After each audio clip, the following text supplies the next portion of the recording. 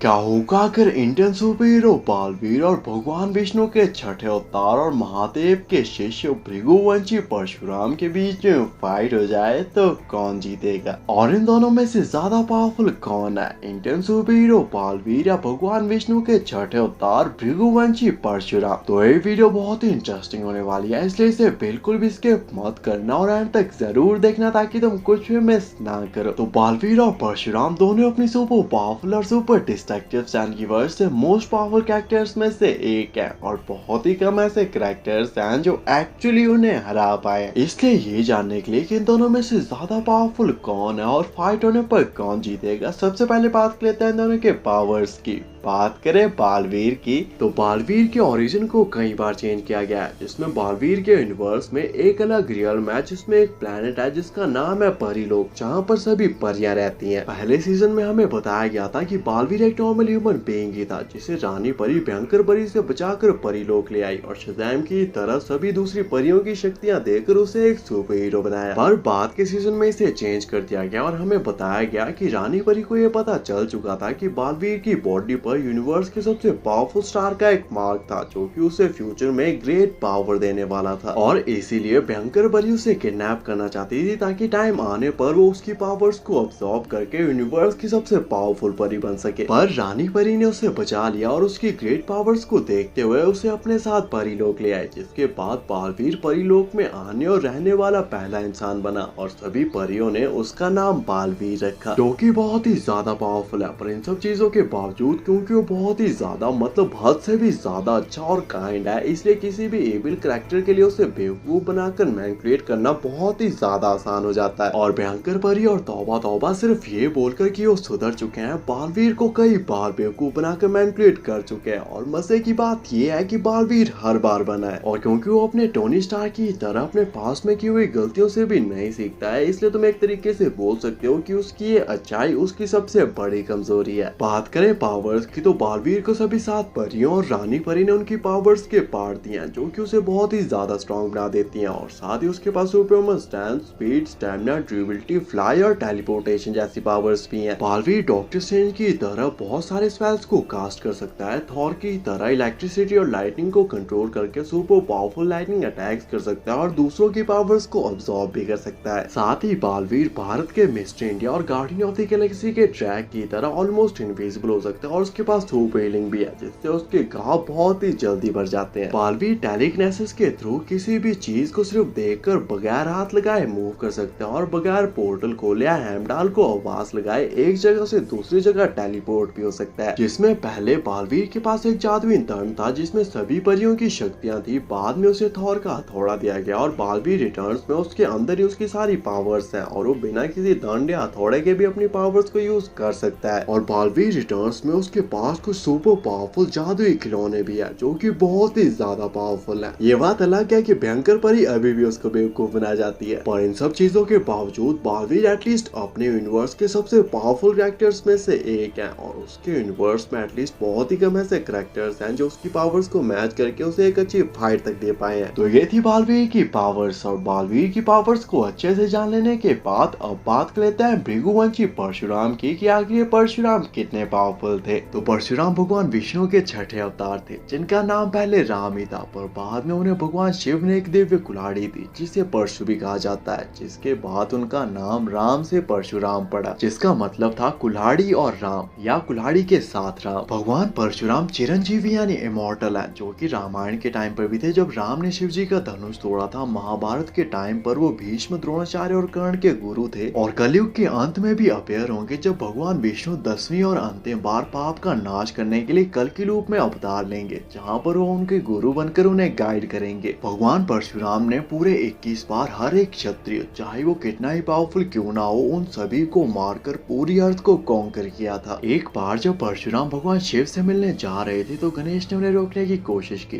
जिसके बाद परशुराम इतना ज्यादा गुस्सा हो गए कि उन दोनों के बीच में युद्ध हो गया और इस फाइट के दौरान परशुराम ने भगवान गणेश का एक दांत तोड़ दिया और इसी के बाद भगवान गणेश का नाम एक दंत पड़ा। पड़ा। भगवान परशुराम ने कठोर घोर तपस्या करके हर उस वेपन को हासिल कर लिया था जो त्रिदेव के पास थी, और इसी दौरान उन्हें एक कुल्हाड़ी यानी परशु भी मिला जो कि भगवान शिव का था। परशुराम भगवान शिव के शिष्य थे और उन्होंने अपनी धनुर्विद्या और फाइटिंग टेक्निक महादेव से सीखी थी, और उन्होंने अपनी फाइटिंग स्किल्स और टेक्निक्स को टेस्ट करने के लिए स्वयं महादेव को युद्ध करने के लिए आमंत्रित किया, जो कि कई दिनों तक चला। और उन्होंने एंड में भगवान शिव के माथे पर एक स्कार तक को क्रिएट कर दिया था, जिसे भगवान शिव ने अपने शिष्य के शौर्य के रूप में स्वीकार किया, और इस कट का निशान आज भी महादेव के माथे पर है। जिसके बाद भगवान परशुराम ने महादेव की गुरु दक्षिणा के रूप में लाखों महाशक्तिशाली पापी असुरों को कुछ ही घंटों में मार डाला। भगवान परशुराम ने कार्तवीर्य अर्जुन की 9 क्षौणी सेना को कुछ ही मिनटों और उसके 100 पुत्रों की 100 क्षौणी सेना को कुछ ही घंटों में मारकर उन्हें हरा दिया था। और सिर्फ एक एग्जाम्पल के लिए मैं तुम्हें बता दूं कि महाभारत के महाविनाशी युद्ध में कौरवों के पास सिर्फ 11 क्षौणी और पांडवों के पास सिर्फ 7 क्षौणी सेना थी। मतलब अगर उस फाइट में भगवान परशुराम भाग लेते तो ये युद्ध कई दिनों के बजाय कुछ ही घंटों या 1 घंटे से भी कम टाइम में ही खत्म हो जाता। और महाभारत के महाप्रतापी और महाशक्तिशाली कैरेक्टर्स परशुराम के आगे 2 मिनट भी नहीं टिक पाते, क्योंकि परशुराम उनके गुरु और उनके गुरुओं के भी गुरु थे, जो कि ब्राह्मण होने के बावजूद एंशिएंट हिस्ट्री के स्कैरिएस्ट और सबसे खतरनाक योद्धा थे। भगवान परशुराम ने पूरे 21 बार पूरी धरती को क्षत्रिय मुक्त करके उसे जीता था, और इसी वजह से जब वो सीता माता के स्वयंवर में भी गए थे तो सभी राजा सिर्फ उन्हें देखकर ही सहम गए थे। भगवान परशुराम मन की गति से चल सकते थे, उनके पास हर टाइप के अस्त्र शस्त्र भी थे, और वो हर टाइप की फाइटिंग टेक्निक में एक्सपर्ट थे। भगवान परशुराम के पास परशु, शिव धनुष, त्रिशूल, सुदर्शन चक्र और ब्रह्मास्त्र जैसी वेपन्स भी थी, जो कि अपने तपोबल से पूरे यूनिवर्स को एक ही सेकंड में डिस्ट्रॉय कर सकते थे। तो ये थी परशुराम की पावर्स, और परशुराम और बालवीर की पावर्स को अच्छे से जान लेने के बाद अब बात कर लेते हैं फाइट कंपैरिजन की, और जानने की कोशिश करता है कि इन दोनों में से ज्यादा पावरफुल कौन है और फाइट होने पर कौन जीतेगा। तो बालवीर बहुत ही पावरफुल कैरेक्टर है, जिसे 7 परियों ने शज़ैम की तरह उसकी पावर्स दी हैं, और उसके यूनिवर्स के सबसे पावरफुल स्टार का उसकी बॉडी पर मार्क भी है, जो कि उसे उसके यूनिवर्स के सबसे पावरफुल कैरेक्टर्स में से एक बनाता है। जबकि दूसरी तरफ परशुराम भगवान विष्णु के छठे अवतार और स्वयं महादेव के शिष्य थे, जिनके पास बहुत सारी दिव्य शक्तियां, अस्त्र और शस्त्र भी थे। बालवीर अपनी फुल सेना के साथ परशुराम पर अटैक करेगा, पर परशुराम बहुत ही ज्यादा ड्यूरेबल थे और वो मन की गति से चल भी सकते थे, इसलिए वो बालवीर के किसी भी पावरफुल से पावरफुल अटैक को इजिली डॉज या सर्वाइव कर सकते थे। जबकि दूसरी तरफ परशुराम के पास परशु, शिव धनुष, त्रिशूल, सुदर्शन चक्र और ब्रह्मास्त्र जैसी वेपन्स थी, जो कि एक ही अटैक में किसी व्यक्ति विशेष के साथ साथ पूरे के पूरे प्लैनेट्स तक को डिस्ट्रॉय कर सकती थी। बालवीर बहुत ही पावरफुल कैरेक्टर है, पर इतना ज्यादा पावरफुल होने के बावजूद भी वो इमॉर्टल नहीं है, और वो भी एक दिन मरेगा। जबकि भगवान परशुराम चिरंजीवी हैं, जो कि कल भी थे, आज भी हैं, और संसार के अंत तक भी जीवित रहेंगे। बालवीर बहुत ही स्ट्रॉन्ग और पावरफुल कैरेक्टर है, और वो अपने यूनिवर्स के सबसे पावरफुल कैरेक्टर्स में से एक भी है, पर पावर्स के मामले में परशुराम बालवीर से कई गुना ज्यादा स्ट्रॉन्ग और पावरफुल है, और बालवीर कभी भी परशुराम जी की पावर्स को मैच नहीं कर सकता। बात करें एंड रिजल्ट की, तो बालवीर ना ही परशुराम को मार सकता है, ना ही उन्हें हरा सकता है, ना ही उन्हें एक अच्छी फाइट तक दे सकता है। जबकि दूसरी तरफ परशुराम अपने टाइम के महाशक्तिशाली राजाओं और राक्षसों को कई बार हरा चुके थे, और पूरे 21 बार हर एक क्षत्रिय, चाहे वो कितना भी पावरफुल क्यों ना हो, उसे मारकर पूरी धरती को क्षत्रियों से मुक्त कर चुके थे। और बालवीर की सारी पावर्स और शक्तियां परशुराम के आगे इस फाइट में उसके किसी काम नहीं आएंगी, और इस तरह से भगवान परशुराम इस फाइट के एक अल्टीमेट विनर होंगे, और फाइट में चाहे जो भी हो, इन दी एंड जीतेंगे परशुराम ही। बाकी आपके हिसाब से ये फाइट कितनी देर तक चलेगी? ऐसा कौन सा कैरेक्टर है जो भगवान परशुराम को एक अच्छी फाइट तक दे सकता है, और इस फाइट की और क्या पॉसिबिलिटीज हो सकती हैं? कमेंट करके जरूर बताना। ऐसे अमेजिंग वीडियोस के लिए चैनल को सब्सक्राइब कर देना, एंड थैंक्स फॉर वॉचिंग।